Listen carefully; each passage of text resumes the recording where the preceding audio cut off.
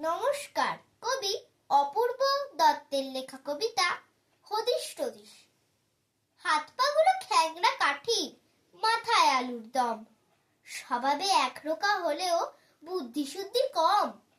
তার সত্ত্বেও সাহসী খুব, ডাকাবুকোও বটে। ওকে দিয়ে হাট বাজারে কত কথাই রটে।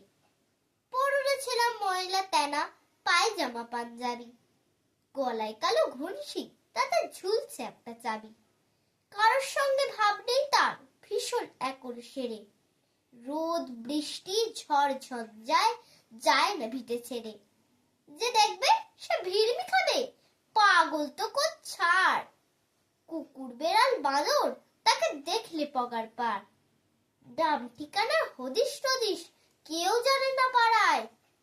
কারোর অত সাহসও নেই, পিটিয়ে ওকে তাড়ায়। কেই বা ওকে ঠাঁই দিয়েছে, কেই বা খাওয়ায় পড়ায়। জানলেও বা এসব কথা লেখা যায় না ছড়ায়। কিন্তু যারা কৌতূহলী, হাঁড়ির খবর রাখে, ভুলেও নিজের দোষ দেখে না, শাখ দিয়ে মাঝ ঢাকে। তাদের জন্য জনান্তিকে একটা কথা বলি, লোকটার নাম কাকতাড়ুয়া। ভয় পাবেন না, চলি।